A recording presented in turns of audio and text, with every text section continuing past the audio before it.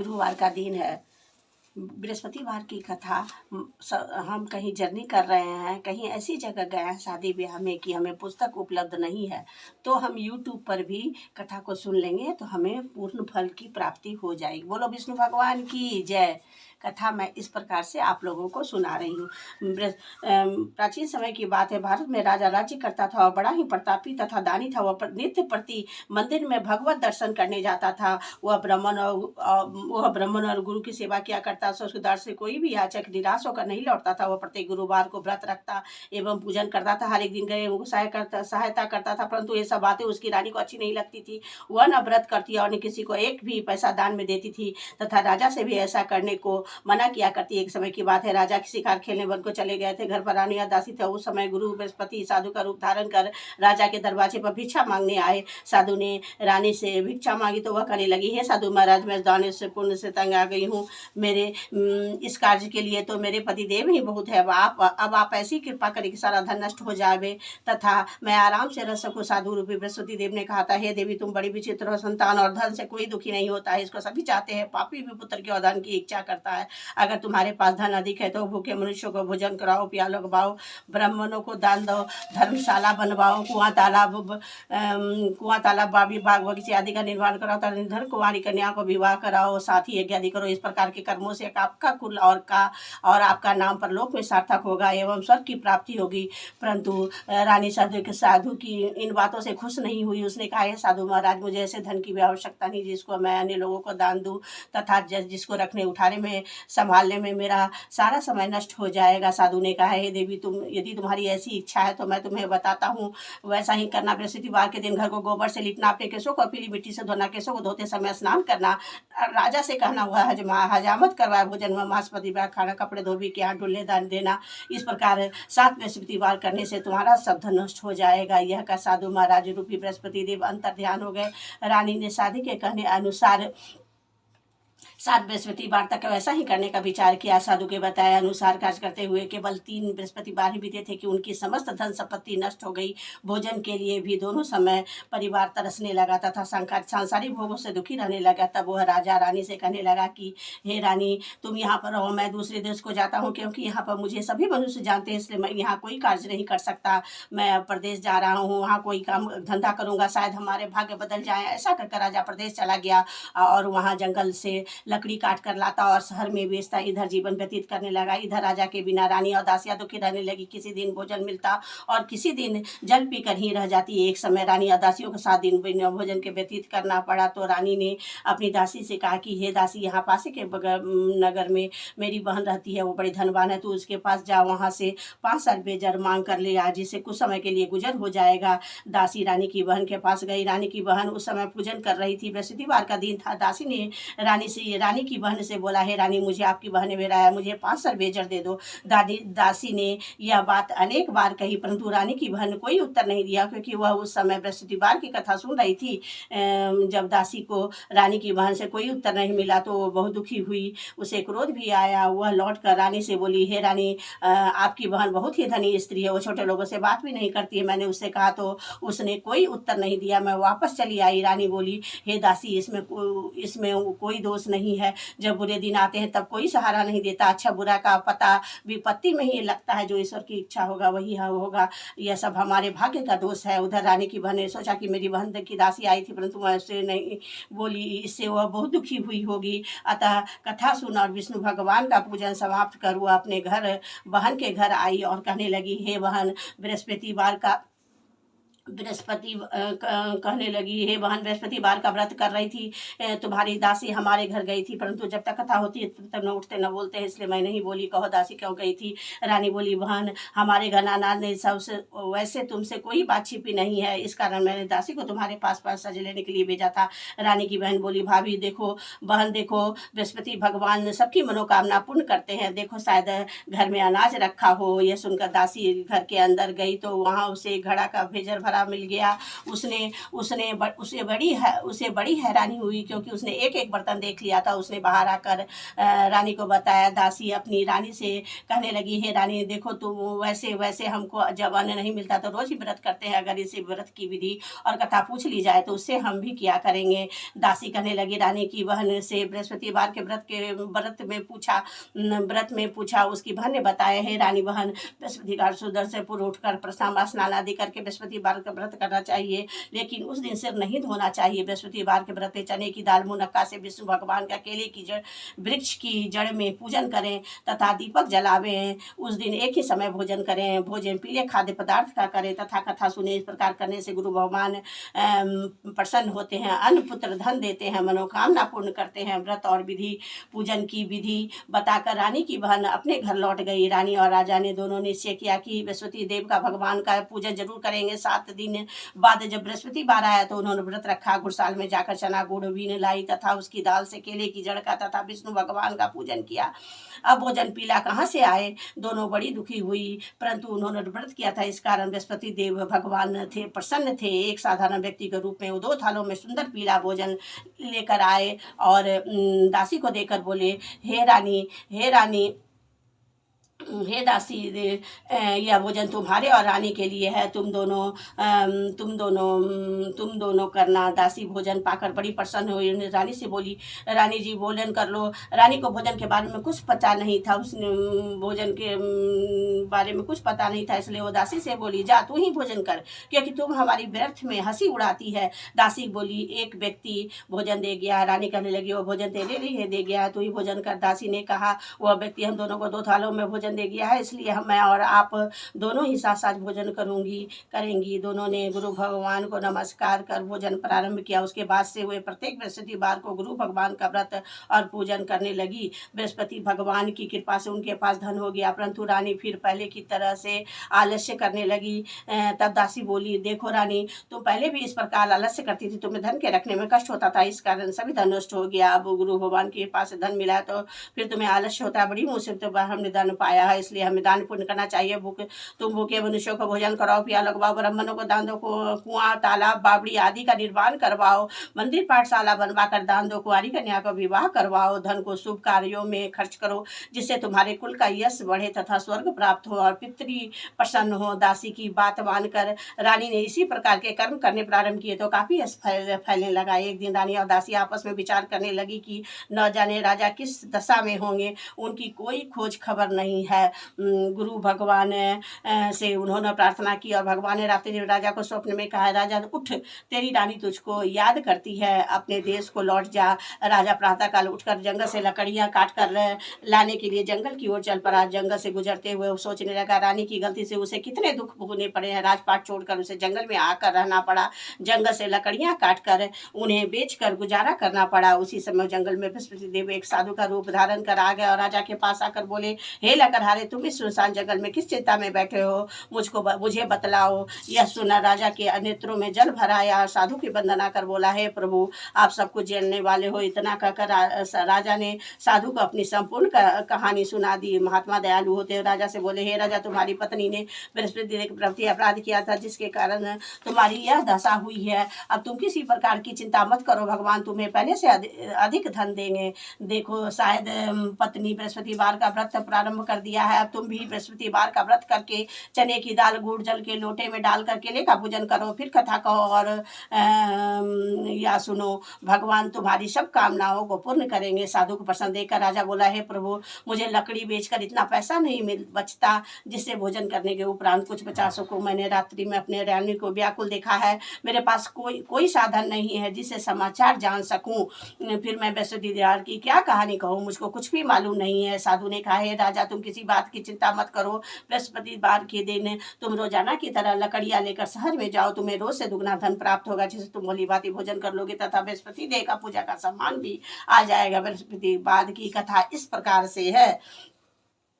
प्राचीन काल में एक बहुत ही निर्धन ब्राह्मण था। उसके कोई संतान नहीं थी। वह नित्य पूजा पाठ करता, परंतु स्त्री बहुत मलिनता के साथ रहती थी। वह स्नान न करती और किसी देवता का पूजन करती। प्रातःकाल उठते ही सर्वप्रथम भोजन करती, बाद में कोई अन्य कार्य करती। ब्राह्मण देवता बहुत दुखी रहते थे। पत्नी को बहुत समझाते किंतु कोई परिणाम न निकलता। भगवान की कृपा से ब्राह्मण की स्त्री की कन्या उत्पन्न हुई। वह कन्या अपने पिता के घर में बड़ी होने लगी। प्रातः स्नान करके भगवान विष्णु का जप करती। वह बचपन से ही बृहस्पतिवार का व्रत भी करने लगी। पूजन पाठ समाप्त करके स्कूल जाती तो अपनी मुट्ठी में जौ भर के ले जाती और पाठशाला जाने के मार्ग में डाल दी जाती। वही जौ स्वर्ण के हो जाते तो लौटते समय उनको बीन कर घर ले आती। एक दिन वह बालिकी सूप में उन सोने के जौ को फटक कर साफ कर रही थी। तभी उसकी माँ ने देख लिया और कहा, ये बेटी, सोने के जौ को फटकने के लिए सोने का सूप होना चाहिए। दूसरे दिन गुरुवार था। इस कन्या ने व्रत रखा और बृहस्पति देव से प्रार्थना करके कहा, हे प्रभु, यदि मैंने सच्चे मन से आपकी पूजा की हो तो मुझे सोने का सूप दे दो। बृहस्पति देव ने उसकी प्रार्थना स्वीकार कर ली। रोजाना की तरह वह कन्या जौ फैलाती हुई स्कूल चली गई। स्कूल से लौटकर जब वह जौ बीन रही थी तो बृहस्पति देव की कृपा से उसे सोने का सूप मिला। उसे वह घर ले आई और उसे जौ साफ करने लगी, परंतु उसकी माँ का वही ढंग रहा। एक दिन की बात है, वो कन्या सोने के सूप में जौ साफ कर रही थी। उस समय उस नगर का राजकुमार वहां से होकर निकला। इस कन्या के रूप और सोने के रूप सूप में जौ को साफ करते देखकर वह उस कन्या पर मोहित हो गया। राजमहल आकर वह भोजन तथा जल त्याग कर उदास होकर लेट गया। राजा को जब राजकुमार द्वारा अन्न जल त्यागने का समाचार ज्ञात हुआ तो अपने मंत्रियों के साथ वह अपने पुत्र के पास गए और बोले, हे बेटा, तुम्हें किस बात का कष्ट है? किसी ने अपमान किया है अथवा कोई और कारण है? मुझे बताओ, मैं वही कार्य करूंगा जिससे तुम्हें प्रसन्नता हो। राजकुमार ने अपने पिता की बातें सुनी तो वह बोला, मुझे आपकी कृपा से किसी बात का दुख नहीं है। किसी ने मेरा अपमान नहीं किया है, परंतु मैं लड़की के साथ विवाह करना चाहता हूँ जो सोने के सूप में जौ साफ कर रही थी। यह सुन राजा आश्चर्य में पड़ गया और बोला, हे बेटा, इस तरह के कन्या का पता तुम ही लगाओ, मैं उसके साथ तुम्हारा विवाह अवश्य करवा दूंगा। राजकुमार ने राजा को उस लड़की के घर का पता बतलाया। मंत्री उस लड़की के घर गया और राजा का आदेश ब्राह्मण को सुनाया। कुछ ही दिन के बाद ब्राह्मण की कन्या का विवाह राजकुमार के साथ संपन्न हो गया। कन्या के घर से जाते ही उस ब्राह्मण देवता के घर में पहले की भांति गरीबी का निवास हो गया। भोजन के लिए भी अन्न बड़ी मुश्किल से मिलता था। एक दिन दुखी होकर ब्राह्मण अपनी पुत्री के से मिलने गया। बेटी ने पिता के दुख की अवस्था को देखा और अपनी माँ का समाचार पूछा। ब्राह्मण ने सभी हाल कहा। कन्या ने बहुत धन देकर अपने पिता को विदा कर दिया। इस तरह ब्राह्मण का कुछ समय सुखपूर्वक व्यतीत हुआ, लेकिन कुछ दिन के बाद फिर वही हाल हो गया। ब्राह्मण फिर अपनी कन्या के यहाँ गया और सभी हाल कहा तो पुत्री बोली, हे पिताजी, आप माताजी को यहाँ लिवा लाओ, मैं उन्हें विधि बता दूंगी जिससे गरीबी दूर हो जाए। ब्राह्मण देवता अपनी स्त्री को साथ लेकर पुत्री के पास राजमहल पहुंचे तो पुत्री अपनी माँ को समझाने लगी, हे माँ, तुम प्रातःकाल उठकर प्रथम स्नान आदि करके विष्णु भगवान का पूजन करो तो सब दरिद्रता दूर हो जाएगी। परंतु उसकी माँ ने एक भी बात नहीं मानी। वह प्रातःकाल उठकर अपनी पुत्री का बचा जूठन खा लेती थी। एक दिन उसकी पुत्री को गुस्सा आया। उसने एक रात कोठरी से सभी सामान निकाल दिया और अपनी माँ को उसमें बंद कर दिया। प्रातःकाल उसमें से निकाला तथा स्नान आदि करा के पूजन पाठ करवाया तो उसकी माँ की बुद्धि ठीक हो गई। इसके बाद वह नियम से पूजा पाठ करती और प्रत्येक बृहस्पतिवार को व्रत रखने लगी। इस व्रत के प्रभाव से उसकी माँ भी बहुत ही धनवान हो गई और बृहस्पति देवता के प्रभाव से स्वर्ग को प्राप्त हो गई। वह ब्राह्मण भी सुखपूर्वक इस लोक को सुख भोग कर स्वर्ग को प्राप्त हुआ। इस तरह कहानी कहता साधु देवता वहां से लोप हो गए। धीरे धीरे समय व्यतीत होने पर फिर वही बृहस्पतिवार का दिन आया। राजा जंगल से लकड़ी काट कर किसी शहर में बेचने गया। उसे उस दिन से और दिनों से अधिक धन मिला। राजा ने चना गुड़ आदि लाकर बृहस्पतिवार का व्रत किया। उस दिन से उसके सभी क्लेश दूर हुए। परंतु जब अगला गुरुवार का दिन आया तो बृहस्पतिवार का व्रत करना भूल गया। इस कारण बृहस्पति भगवान नाराज हो गए। उस दिन उस नगर के राजा ने विशाल यज्ञ का आयोजन किया तथा अपने समस्त राज्य में घोषणा करवा दी कि कोई भी मनुष्य अपने घर में भोजन न बनाए तथा आग भी न जलाए। समस्त लोग मेरे यहाँ भोजन करने आए। इस आज्ञा को जो न मानेगा उसको फांसी की सजा दी जाएगी। राजा की आज्ञा अनुसार राज्य के सभी वासी राजा के भोज में सम्मिलित हुए, लेकिन लकड़हारा कुछ देर से पहुंचा, इसलिए राजा उसको अपने साथ महल ले गए। जब राजा लकड़हारे को भोजन करा रहे थे तो रानी की दृष्टि उस खूंटी पर पड़ी जिस पर उसका हार लटका हुआ था। उसे हार खूंटी पर लटका दिखाई नहीं दिया। रानी को निश्चय हो गया कि मेरा हार इसी लकड़हारे ने चुरा लिया है। उसी समय सैनिक को बुलवाकर उसको जेलखाने में डलवा दिया। जब लकड़हारा जेलखाने में गया तो वह बहुत दुखी होकर विचार करने लगा कि न जाने कौन से पूर्वजन्म के कर्म से मुझे यह दुख प्राप्त हुआ है। उसी साधु को याद करने लगा जो जंगल में मिला था। तत्काल बृहस्पति देव साधु के रूप में प्रकट हो गया और उसकी दशा को देखकर कहने लगे, अरे मूर्ख, तूने बृहस्पति देवता की कथा नहीं कही, इसी कारण तुझे दुख प्राप्त हुआ है। अब चिंता मत कर, बृहस्पतिवार के दिन जेलखाने के दरवाजे पर 4 पैसे पड़े मिलेंगे, उनसे तू बृहस्पति देव का पूजा करना, तेरी सभी कष्ट दूर हो जाएंगे। अगले बृहस्पतिवार उसे जेल के द्वार पर 4 पैसे मिले। राजा ने पूजा का सामान मंगवाकर कथा कही और प्रसाद बांटा। उसी रात बृहस्पति देव ने उस नगर के राजा को स्वप्न में कहा, हे राजा, तूने जिस आदमी को जेलखाने में बंद कर दिया है वह निर्दोष है, वह राजा है, उसे छोड़ देना। उस रानी का हार उसी खुटी पर लटका हुआ है। अगर तू ऐसा नहीं करेगा मैं तेरे राज्य को नष्ट कर दूंगा। राजा प्रातःकाल उठा और खुटी पर हार टंगा देख कर लकड़हारे को बुलाकर क्षमा मांगी तथा राजा के योग्य सुंदर वस्त्र आभूषण भेंट कर उसे विदा किया। गुरुदेव की आज्ञा के अनुसार राजा अपने नगर को चल दिया। राजा जब नगर के निकट पहुंचा तो उसे बड़ा ही आश्चर्य हुआ। नगर में पहले से अधिक बाग, तालाब, कुएं तथा बहुत से धर्मशालाएं, मंदिर आदि बने हुए थे। राजा ने पूछा कि यह किसका बाग और धर्मशाला है। तब नगर के सब लोग कहने लगे कि यह सब रानी और दासी द्वारा बनवाए गए हैं। राजा को आश्चर्य हुआ, गुस्सा भी आया। जब रानी ने खबर सुनी कि राजा आ रहे हैं तो उसने अपनी दासी से कहा, हे दासी, देख राजा हमको कितनी बुरी हालत में छोड़ गए थे, वह हमारी ऐसी हालत देखकर लौट ना जाए, इसलिए तू दरवाजे पर खड़ी हो जा। रानी की आज्ञा अनुसार दासी दरवाजे पर खड़ी हो गई। राजा आए तो उन्हें अपने साथ महल ले लिवा लाई। तब राजा ने क्रोध करके अपनी तलवार निकाली और पूछने लगे, बताओ यह धन तुम्हें कैसे प्राप्त हुआ है। रानी ने कहा, हमें यह सब धन बृहस्पति देव के व्रत के प्रभाव से प्राप्त हुआ है। राजा ने तब निश्चय किया कि 7 रोज बाद तो सभी बृहस्पति देव का पूजन करते हैं, परंतु मैं रोजाना दिन में 3 बार कहानी कहा करूंगा तथा रोज व्रत किया करूंगा। अब हर समय राजा के दुपट्टे में चने की दाल बंधी रहती तथा दिन में 3 बार कहानी कथा कहता। एक रोज राजा ने विचार किया कि चलो अपनी बहन के यहाँ हो आवे। इस तरह का निश्चय कर राजा घोड़े पर सवार हो अपनी बहन के यहाँ चल दिया। मार्ग में उसने देखा कुछ आदमी एक मुर्दे को लिए जा रहा है। उन्हें रोक कर राजा कहने लगे, अरे भाइयों, मेरी बृहस्पतिवार की कथा सुन लो। वे बोले, लो हमारा तो आदमी मर गया है, इसको अपनी कथा की पड़ी है। परंतु कुछ आदमी बोले, अच्छा कहो, हम तुम्हारी कथा भी सुनेंगे। राजा ने दाल निकाली और कथा कहनी शुरू कर दी। जब कथा आदि हुई थी मुर्दा हिलने लग गया और जब कथा समाप्त हो गई तो राम राम करके वह मुर्दा खड़ा हो गया। राजा आगे बढ़ा। आगे उसे चलते चलते शाम हो गई। मार्ग में उसे एक किसान खेत में हल चलाता मिला। राजा उससे बोला, अरे भैया, तू मेरी बृहस्पतिवार की कथा सुन लो। किसान बोले, जब तक मैं तेरी कथा सुनूंगा तब तक 4 हरैया जोत लूंगा, जा अपनी कथा किसी और को सुनाना। राजा आगे चलने लगा। राजा के हटते ही बैल पछाड़ खाकर गिर गए तो किसान के पेट में बहुत जोर से दर्द होने लगा। उसी समय किसान की माँ रोटी लेकर आई। उसने जब यह देखा तो अपने पुत्र से सब हाल पूछा। बेटे ने सभी हाल कह दिया तो बुढ़िया दौड़ी दौड़ी घुड़सवार के पास गई और उससे बोली, मैं तेरी कथा सुनूंगी, तू अपनी कथा मेरे खेत में नहीं चलकर कहना। राजा ने लौटकर बुढ़िया के खेत पर जाकर कथा कही, जिसके सुनते ही बैल खड़े हो गए तथा किसान के पेट का दर्द भी बंद हो गया। राजा अपने बहन के घर पहुंच गया। बहन ने भाई की खूब मेहमानी की। दूसरे रोज प्रातःकाल राजा जगा तो वह देखने लगा कि सब लोग भोजन कर रहे हैं। राजा ने अपनी बहन से पूछा कि ऐसा कोई मनुष्य है जिसने भोजन नहीं किया हो, जो मेरी बृहस्पतिवार की कथा सुन ले। बहन बोली, हे भैया, यह देश ऐसा ही है, पहले यहाँ लोग भोजन करते हैं, बाद में अन्य काम करते हैं। अगर पड़ोस में कोई हो तो देख आती हूँ। ऐसा कहकर बहन देखने चली गई, परंतु उसे कोई भी ऐसा व्यक्ति नहीं मिला जिसने भोजन न किया हो। वह एक कुम्हार के घर गई जिसका लड़का बीमार था। उसे मालूम हुआ कि उनके यहाँ 3 रोज से किसी ने भोजन नहीं किया है। रानी ने अपने भाई की कथा सुनने के लिए कुम्हार से कहा। वह तैयार हो गया। राजा ने जाकर बृहस्पतिवार की कथा कही, जिसको सुनकर उसका लड़का ठीक हो गया। अब तो राजा की प्रशंसा होने लगी। एक दिन राजा ने अपनी बहन से कहा, हे बहन, हम अपने घर को जाऊंगा, तुम भी तैयार हो जाओ।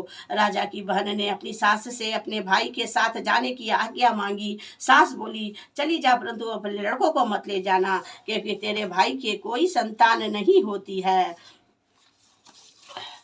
बहन ने अपने भाई से कहा, हे भैया मैं तो चलूंगी, कोई बालक नहीं जाएगा। राजा ने कहा, जब कोई बालक नहीं चलेगा तो तुम भी क्या करोगी। दुखी मन से राजा अपने नगर को लौट आया। राजा ने अपनी रानी से कहा, हम निसंतान हैं, इसलिए इसलिए कोई हमारे घर आना पसंद नहीं करता है। इतना कह वह बिना भोजन आदि किए सैया पर लेट गया। रानी बोली, हे प्रभु, बृहस्पति देव ने हमें सब कुछ दिया है, वे हमें संतान भी अवश्य देंगे। उसी रात को बृहस्पति देव ने राजा को स्वप्न में कहा, हे राजा उठ, सभी सोच को त्याग दे, तेरी रानी गर्भवती है। राजा को यह जानकर बड़ी खुशी हुई। 9वें महीने में रानी के गर्भ से सुंदर पुत्र पैदा हुआ। जब राजा की बहन ने यह सब शुभ समाचार सुना तो वह बहुत खुश हुई तथा बधाई लेकर अपने भाई के यहाँ आई। तभी रानी ने कहा, घोड़ा चढ़कर तो नहीं आई, गधा चढ़ी आई। राजा की बहन बोली, भाई मैं इस प्रकार न कहती तो तुम्हें औलाद कैसे मिलती। बृहस्पति देव ऐसे ही हैं, जिसके मन में जो कामनाएं रहती हैं सभी को पूर्ण करते हैं। जो सद्भावना पूर्वक बृहस्पतिवार का व्रत करता है एवं पढ़ता है अथवा दूसरों को सुनता है और दूसरों को सुनाता है, बृहस्पति देव उसकी सभी मनोकामना पूर्ण करते हैं। उन बृहस्पति देव उनकी सदैव रक्षा करते हैं। जो संसार में सद्भावना और सच्चे हृदय से बृहस्पति देव का पूजन करते हैं, उन सभी की मनोकामनाएं उसी प्रकार पूर्ण होती है जैसे रानी और राजा ने बृहस्पति देव की कथा का गुणगान किया। उनकी सभी इच्छाएं बृहस्पति देव ने पूर्ण की थी। हृदय से मनुष्य को हृदय से उनका मनन करते हुए जयकार बोलना चाहिए। बोलिए बृहस्पति देव की जय, विष्णु भगवान की जय। कथा सुनने के बाद प्रेम पूर्वक आरती गाएं। Thank you for watching my video. जब भी आपको ज़रूरत हो तो मेरा रेणु सिन्हा 1480 खोलकर गपशप बाय आर्या चैनल पर बृहस्पतिवार का कथा है, आप सुन लें। Thank you for watching my video. Thank you so much.